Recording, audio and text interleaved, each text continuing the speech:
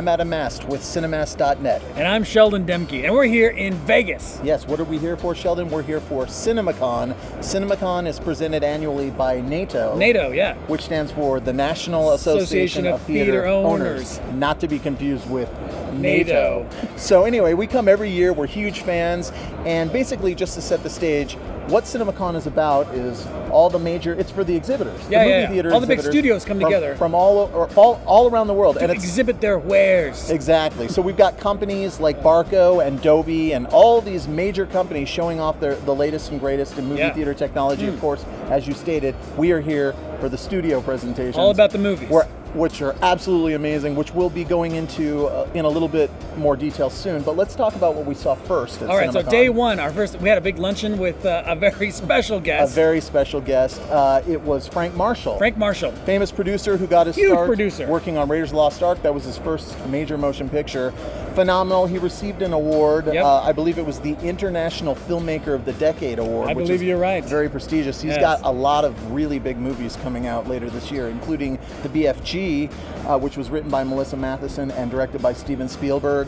He's working on a new Bourne film. He did the first three with Paul Greengrass and Doug Liman. He is a busy man. It should be pretty amazing. Wow. So Frank Marshall was great. Oh, First of all, magical. The food was amazing. We should mention that. It was good food. absolutely stellar Pretty food.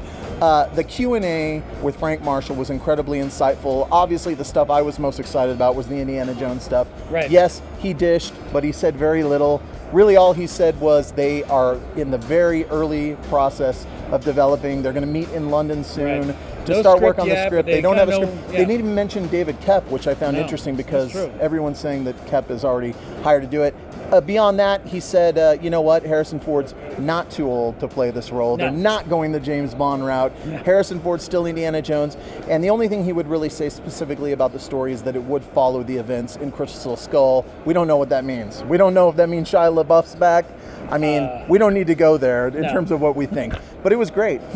He talked about working with Clint Eastwood and Tom Hanks on Sully, which is a new film coming out later this year.